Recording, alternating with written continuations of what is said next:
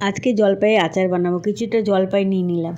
এদিকে শুকনো ভাজা করতে হবে। জিরে, ধনে, মৌরি, তেজপাতা, শুকনো লঙ্কা সব ভেজে নিতে হবে যতক্ষণ না গন্ধ বেরায়। এদিকে তেলের মধ্যে একটা শুকনো লঙ্কা দিয়ে জলপাইগুলো দিয়ে দিলাম, আর নুন আর হলুদ দিলাম। এদিকে কাশ্মীরি লঙ্কার গুঁড়োও দিলাম, এতে কালারটা খুব সুন্দর হয়। এটা ভাপে রান্না করতে হবে, এর মধ্যে কোনো জল দেওয়া যাবে না। এদিকে মশলাটা গুঁড়ো করে নিলাম, ভাপেতেই সেদ্ধ হয়ে গেছে অনেক।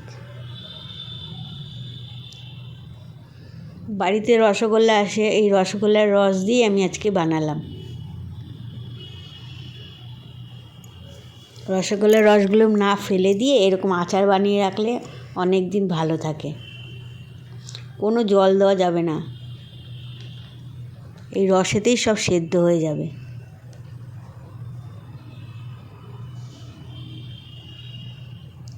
এর মধ্যে আমি কিছুটা বিট নুন দিলাম,